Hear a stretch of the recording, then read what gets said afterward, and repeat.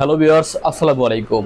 আপনি যদি চারটি শর্ত মেনে চলতে পারেন তাহলে কিন্তু আপনার ফেসবুক প্রোফাইল বা পেজ যাই হোক না কেন আপনার রিচ হয়ে যাবে কয়েক কয়েক গুণ। ঠিক আছে, এটা হচ্ছে ফেসবুকের একটা নতুন আপডেট। যাই হোক, কি কি কাজ করলে আপনার ফেসবুক প্রোফাইল বা পেজকে আপনি নিয়ে যেতে পারবেন একবারে উচ্চ উচ্চ অবস্থানে, সেই বিষয়গুলো নিয়ে আমরা এখন কথা বলবো।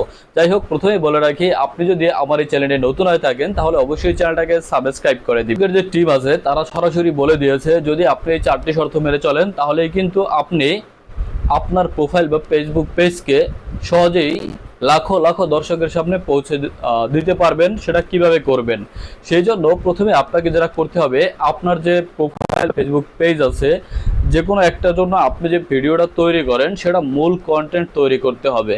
তার মানে হচ্ছে কি, সব কন্টেন্টগুলো আপনার নিজের হতে হবে, অথেন্টিক হতে হবে। আর আপনি যদি সেই কন্টেন্টগুলো অন্য মানুষের থেকে চুরি করে বা অন্য কারোটা কপি করে তারপরে আপনি আপনার আপলোড দেন আপনার যে প্রোফাইল বা পেজ আছে, তাহলে কিন্তু কোনোভাবেই রিস্ক বাড়বে না।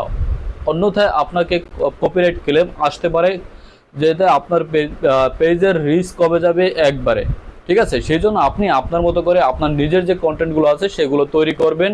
যে কোনো একটা বিষয়ের উপরে কন্টেন্ট তৈরি করবেন, তাহলে কি হবে, আপনার যে দর্শক আছে তারা কিন্তু খুব সহজেই মনে করবে যে এই বিষয়টা নিয়ে সে ভিডিও বানাচ্ছে, তো আমি এই ভিডিওটাই দেখি বা আমি তার প্রোফাইলকে বা পেজকে ফলো করে রাখি, যাতে খুব ভালো হয়। বর্তমানে অনেক ফানি ভিডিও তৈরি করতেছে, তারপরে আবার আপনার শিক্ষণীয় বিষয় তৈরি করতেছে।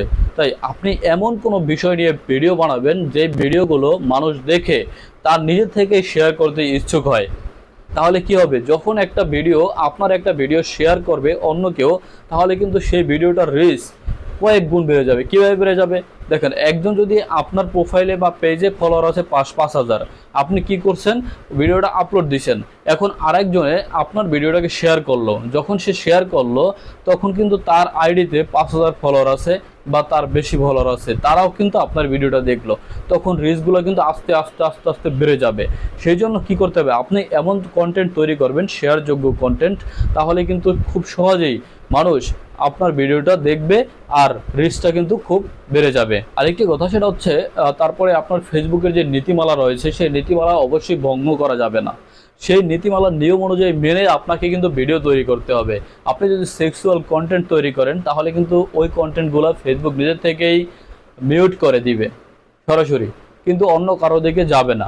আবার যদি আপনি কোনো খারাপ কন্টেন্ট তৈরি, ব্লাড দেখার মানে রক্ত নিয়ে, রক্তের ভিডিওগুলো কিন্তু ফেসবুক দেখে না।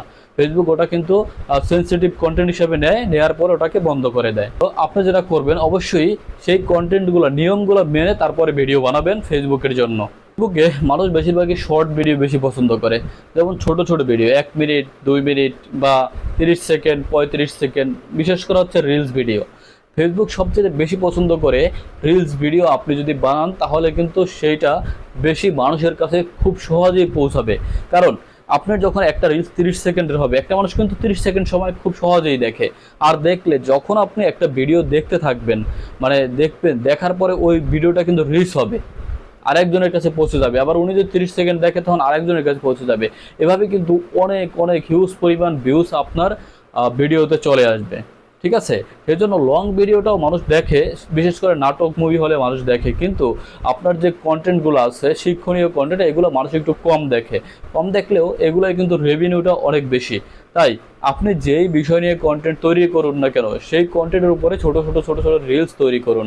মানে 30 সেকেন্ড 40 সেকেন্ড 50 সেকেন্ড রিলস তৈরি করুন। রিলস তৈরি করলে এটা সহজেই মানুষের কাছে পৌঁছাবে, মানুষ দেখবে, তাহলে আপনার জন্য কিন্তু অনেক অনেক ভালো হবে।